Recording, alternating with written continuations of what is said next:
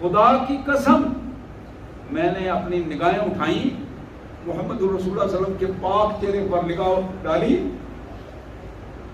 یہ وہ چہرہ تھا جو جہالت میں جس سے مجھے نفرت ہوتی تھی، میں اسے دیکھنا نہیں چاہتا تھا۔ آج وہ چہرہ جب میں دیکھ رہا ہوں تو مجھے دنیا بھر سے خوبصورت اور سب سے اچھا چہرہ محمد رسول اللہ صلی اللہ علیہ وسلم کا میرے دل نے گواہی دی، اس شخص سے سچا انسان، خوبصورت انسان دنیا میں پیدا نہیں ہوا۔ کہتے ہیں کہ میں نے دیکھا رسول اللہ صلی اللہ علیہ وسلم کا رخ انور چمک رہا تھا، خوشی سے تمتما رہا تھا۔ پھر کہتے ہیں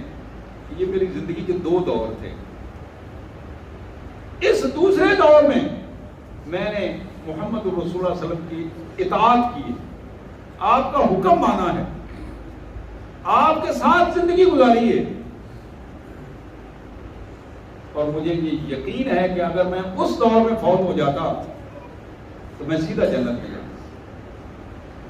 اگر میں رسول اللہ صلی اللہ علیہ وسلم کی اس اطاعت میں اس دنیا سے فوت ہو جاتا، نکل جاتا، میری موت آ جاتی تو میں سیدھا جنت میں جاتا۔ تو کہنے لگے اب حضور کے بعد ایک وقت گزرا ہے، یہ وقت جناب ابو بکر صدیق کا دور ہے،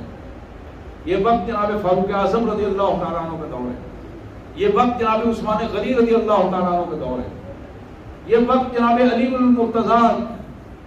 حیدر کرار رضی اللہ تعالیٰ عنہ کا دور ہے، یہ جناب حسن کا دور ہے، یہ جناب ابی معاویہ رضی اللہ تعالیٰ عنہ کا دور ہے۔ اب یہ ادوار گزرے ہیں جو میں نے حضور صلی اللہ علیہ وسلم کے بعد گزارے ہیں،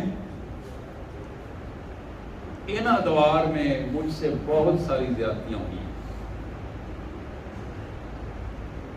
یہ کون کہہ رہا ہے؟ صحابی رسول کہہ رہے ہیں، جناب عمر بن عاص رضی اللہ عنہ کہتے ہیں اب میں دوراہے پہ کھڑا ہوں، چوراہے پہ کھڑا ہوں، فیصلہ نہیں کر پا رہا ہوں کہ میں نے کدھر جانا ہے، میرا مستقبل کیا ہے،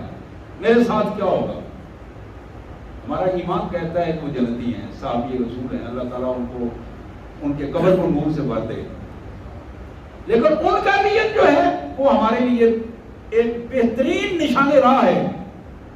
کہ اتنے ٹائٹل لے کر بھی صحابیت کا بہت بڑا ٹائٹل ہے،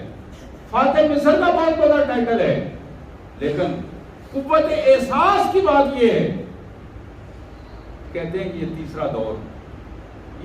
دور اتنا خطرناک دور گزرا ہے میری زندگی میں کہ میں اب جنت یا جہنم کا فیصلہ نہیں کر پا رہا ہوں۔